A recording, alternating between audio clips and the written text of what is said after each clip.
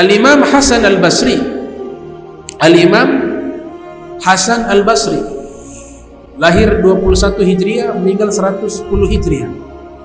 Beliau juga punya maqalah, punya artikel menjelaskan tentang 3 sumber keburukan.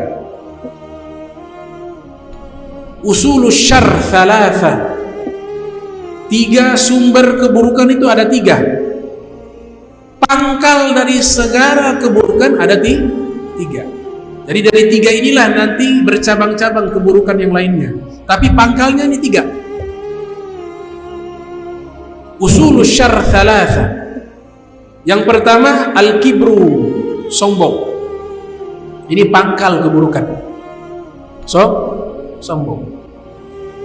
Yang kedua wal hirsu, rakus terhadap harta, rakus terhadap jabatan. Ini juga pangkal dari keburukan. Yang ketiga al-hasad, iri hati.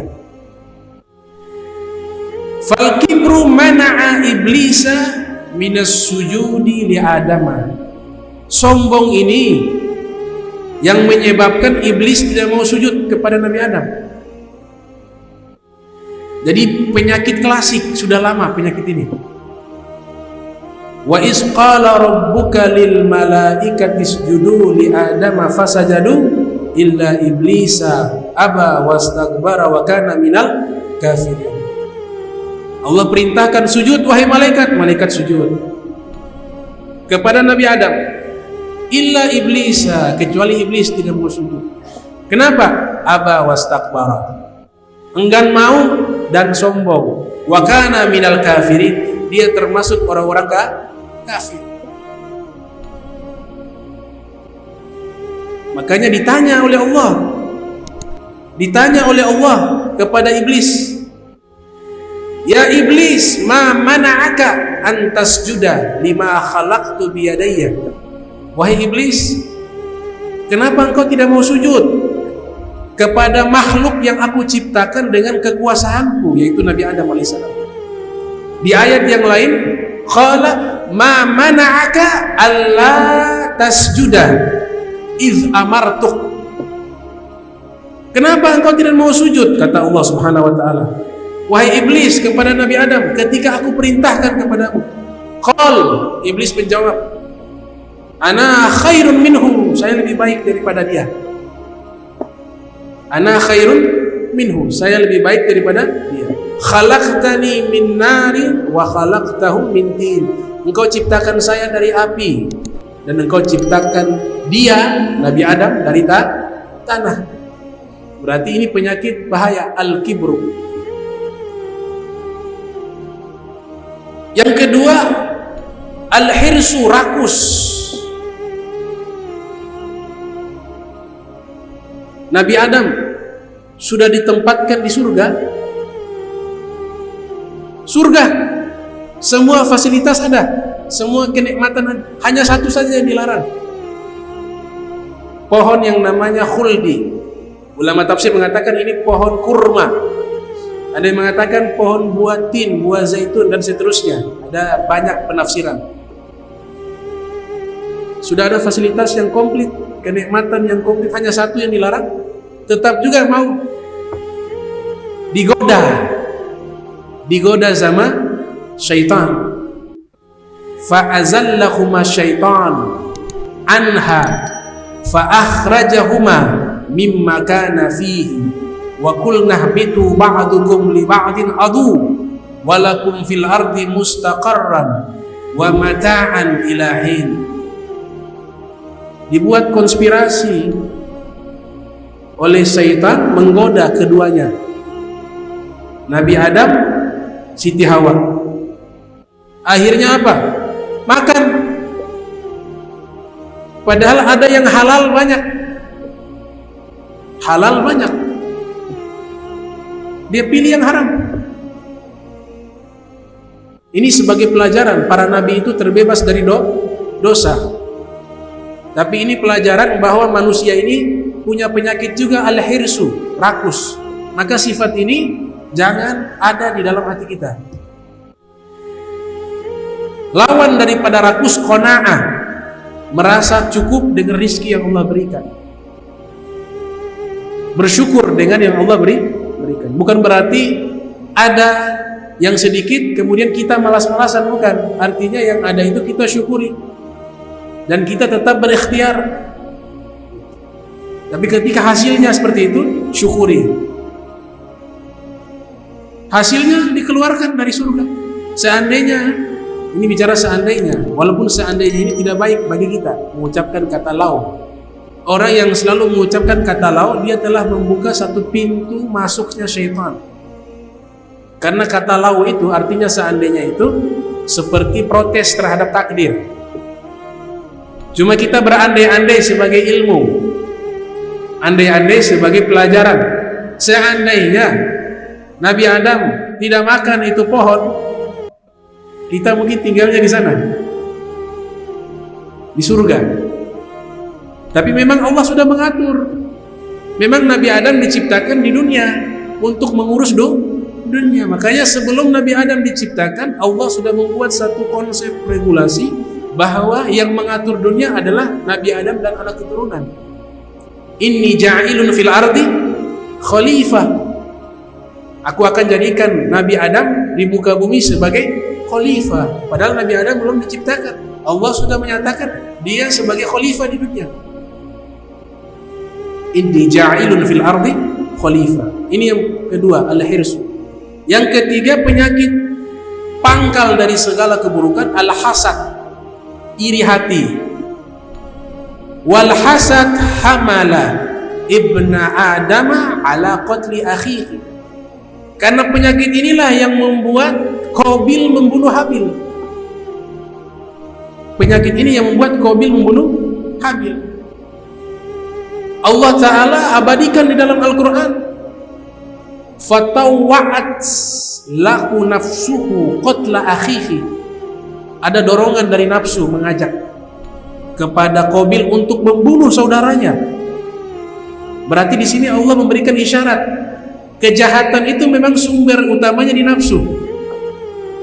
Kejahatan membunuh itu sumber utamanya dari nafsu, dorongan yang tersembunyi di dalam sanubari kita. Imam Ghazali sudah menjelaskan itu. Pernah saya jelaskan di sini.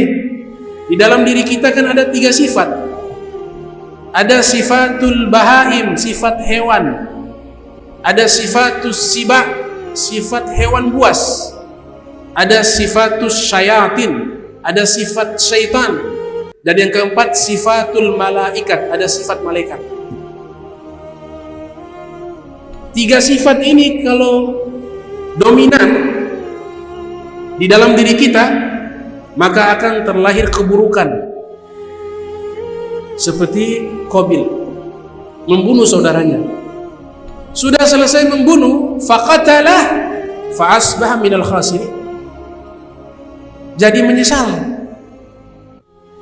Habis membunuh, menyesal. Siapapun manusia yang pernah membunuh, kalau dia punya hati dan psikis yang normal, yang sehat, kejiwaan yang sehat, pasti menyesal.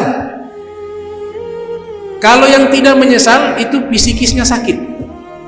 Biasa di dalam ilmu psikologi disebut psikopat. Psikopat ini kelainan jiwa, penyakit. Tapi orang yang normal, kalau melakukan pembunuhan sengaja ataupun tidak sengaja, menyebabkan hilangnya nyawa seseorang, fa asbaha minal khasirin, pasti dia menyesal, pasti dia merasa rugi. Ini 3 penyakit pangkal dari segala keburukan. Ada seorang ulama bernama Al-Imam Zawziyah Al-Qayyim. Al-Imam Zawziyah Al-Qayyim, nama aslinya Muhammad bin Abi Bakar, lahir 691 Hijriah, meninggal tahun 751 Hijriah. Nah, ini ada 2 ulama yang namanya mirip. Ada yang satu namanya Abu Faraj Abdurrahman bin Ali ibnu Zawzi Al-Bughdadi. Ini beda. Yang satu pakai ta di belakang, Imam Zauziyah, ya? Al-Imam Zauziyah Al-Qayyim. Yang satunya tanpa ta, Al-Imam Jauzi. Beda. Kalau Imam Jauzi, nama aslinya Abu Faraj Abdurrahman bin Ali, lahir 510 Hijriah, meninggal 597 Hijriah. Ini ulama besar. Beliau meninggalkan karya ilmiah banyak, di antara kitab namanya Talbisu Iblis, itu karyanya beliau. Talbisu Iblis. Ada juga kitab beliau namanya Sifatus Safwa. Ada juga karya beliau judulnya Al-Mawdu'at, kumpulan hadis-hadis palsu. Ada juga karya beliau Minhajul Qasidin. Ada juga karya beliau Mir'atuz Zaman. Banyak karya-karyanya beliau. Al-Muntazam fi Tarikhil Muluk wal Umam, itu juga karya beliau. Kalau yang satunya lahir 691, meninggal 751, yang namanya Imam Zauziyah Al-Qayyim. Dia punya karya yang terkenal namanya Madarikus Salikin. Kitab beliau Madarikus Salikin. Ada juga kitabnya Zadul Ma'ad fi Haddi Khairil Ibad. Ada juga kitab beliau Ad-Da wad Dawa. Ada juga kitab beliau Tibbul Qulub. Ada juga kitab beliau Ar-Ruh. Ini namanya Al-Imam Zauziyah Al-Qayyim. Az-Zauzi ini artinya kelapa. Artinya kelapa. Karena Imam Abu Faraj Abdurrahman bin Ali Ibnu Zauzi Al-Baghdadi ini, dia punya keluarga punya kebun kelapa yang banyak. Waktu di Irak, mereka punya kebun kelapa yang begitu besar, banyak, sehingga orang-orang menyebut dengan Zauzi, anak kelapa, karena punya perkebunan kelapa yang banyak. Ini dijelaskan oleh Al-Imam Al-Mizi. Al-Mizi punya kitab namanya Tahdzibul Kamal fi Ma'rifati Asma'ir Rijal. Kitab itu menjelaskan nama-nama ulama dan sejarah dan historisnya. Ini kitab aslinya kitab milik Abdul Ghani Al-Maqdisi. Abdul Ghani Al-Maqdisi, judulnya Al-Kamal fi Ma'rifati Asma'ir Rijal. Kemudian dijelaskan oleh Imam Al-Mizi, judulnya Tahdzibul Kamal fi Ma'rifati Asma'ir Rijal. Kemudian ulama berikutnya lahir tahun 773 Hijriah, meninggal 852 Hijriah, bernama Al-Imam Ahmad bin Ali Ibnu Hajar Asqalani. Beliau merangkum, meringkas, ikhtisar dengan kitab namanya Tahdzibu Tahdzib. Tahdzibu Tahdzib. Nah, Imam Zauziyah yang saya sebutkan tadi, Al-Imam Zauziyah Al-Qayyim, punya kitab judulnya Tibbul Qulub, obat hati. Tibbul Qulub, obat hati. Atau kitab beliau yang lainnya Ad-Da'u wad Dawa. Ad-Da'u wad Dawa, penyakit dan obat. Jadi dalam bahasa Arab, penyakit ini punya kosakata yang populer ada 3. Yang pertama namanya da'un, artinya penyakit.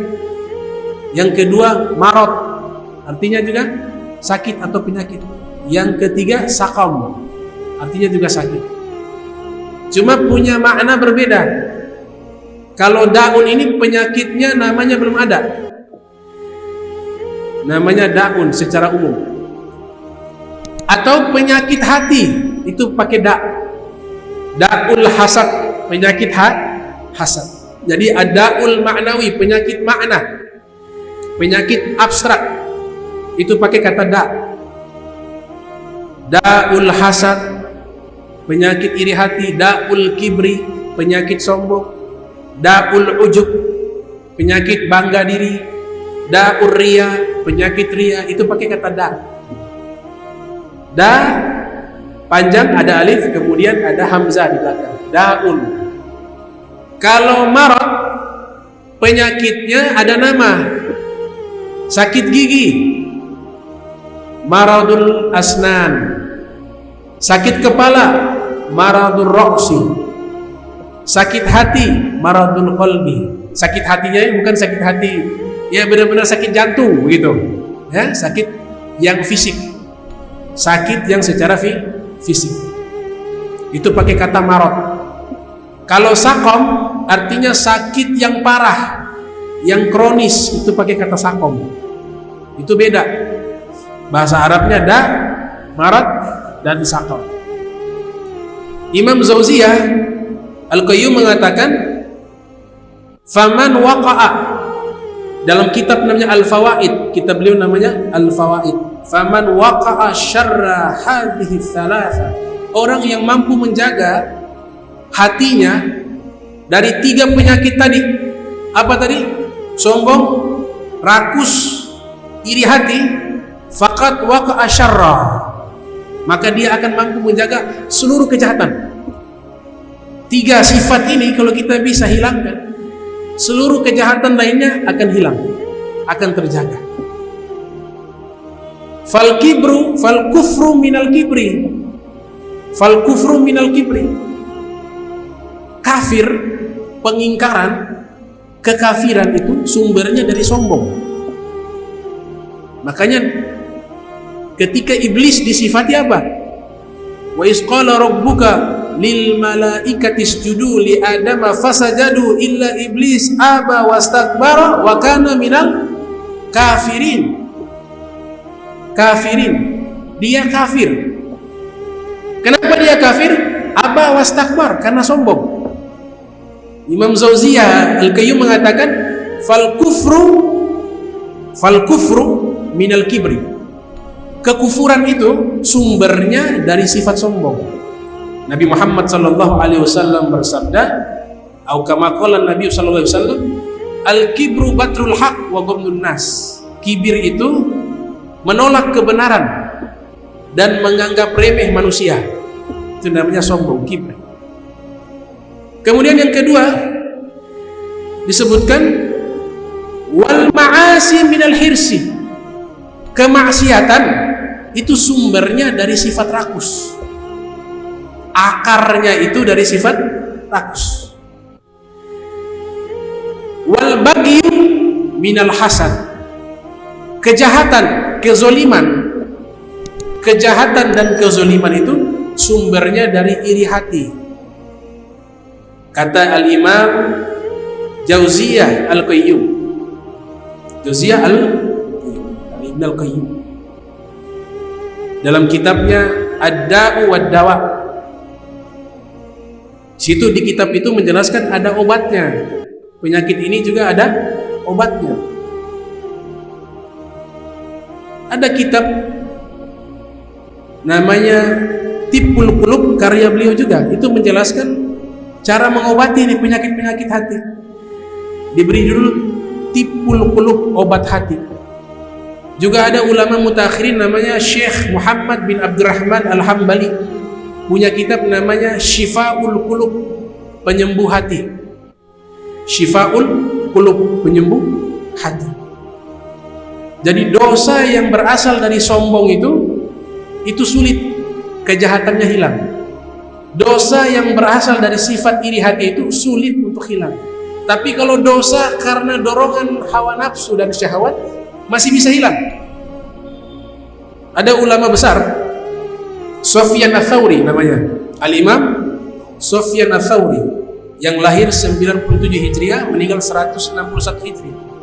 Beliau mengatakan dalam kitab Nasaihul Ibad karyanya Syekh Nawawi Al-Mantini, kullu ma'siyatin, setiap maksiat, an syahwah, yang bersumber dari syahwat, fa innahu yurja ghufranuha, masih ada kemungkinan dosanya diampuni oleh Allah Subhanahu wa taala, karena pasti ada penyesalan. Orang yang bikin dosa karena kalah dengan nafsu dan hawa nafsu, itu masih mungkin dia menyesal. Ada. Cuma kalah. Makanya ada sahabat namanya Nuaiman, digolongkan oleh Ibnu Hajar Asqalani dalam kitab Al-Isabah fi Tamyiz Sahabah, menyatakan bahwa beliau dicintai oleh Nabi padahal tukang minum minuman keras, tapi pada akhirnya bertobat. Sehingga para sahabat lain mengatakan, namanya Nuaiman. Ketika melihat Nuaiman mabuk, mereka mencela, mencaci maki Nuaiman. Nabi ada waktu itu. Nabi katakan, la tasubbuhu, jangan kalian mencela dia. Fa innahu yuhibbullah wa rasulah, karena dia adalah orang yang mencintai Allah dan Rasulnya. Tapi ketika dosa pangkalnya sombong, iri hati, seperti tokoh munafikun yang ada di Madinah, ahli ibadah kelihatannya, tapi dalam hatinya ada iri hati ke Nabi. Namanya Abdullah bin Ubay bin Salul, sholat bersama Nabi, bahkan pergi jihad bersama Nabi, walaupun beberapa kali dia pulang, tapi dalam hatinya iri kepada Nabi Muhammad SAW. Apa? Meninggal dalam keadaan sebagai orang munafik. Yang satunya mabuk, Nabi bilang dia cinta kepada Allah dan Rasulnya. Yang satunya sholat, ikut Nabi berjihad. Allah nyatakan jangan sholat kepadanya. Kenapa? Karena penyakitnya berbeda. Nuaiman penyakitnya kalah dengan syahwat, karena sebelum masuk Islam memang pecandu minuman keras, tapi cinta kepada Nabi. Akhirnya baik, sebelum meninggal bertobat. Min ahlil jannah, penghuni surga, digolongkan oleh para muhaddisun sebagai sahabat Nabi Muhammad SAW. Tapi yang satunya ibadahnya, ikut Nabi sholat di masjid Nabi, jadi makmum, ikut juga puasa Ramadan, ikut juga pergi jihad, tapi meninggalnya su'ul khotimah. Kenapa? Penyakitnya iri, hal hasad. Ini ilustrasi dua penyakit. Dosa karena kalah dengan hawa nafsu, kata Sufyan Ats-Tsauri, bisa dia maafkan. Wa kullu ma'siyatin an kibrin fa innahu la yurja ghufranuha. Tapi dosa dasarnya sombong, maka sulit ada harapan pengampunan dari Allah. Li'anna ma'siyata iblis kana asluha minal kibri. Karena iblis punya maksiat, sumbernya satu, sombong. Makanya iblis tidak diampuni oleh Allah. Padahal Allah kasih kesempatan, tidak mau bertobat dia. Wa zallata Adam kana asluha minasyahwa. Adapun kesalahan Nabi Adam, sumbernya daripada dorongan syahwat, nafsu. Maka Nabi Adam bertobat, Allah terima tobatnya.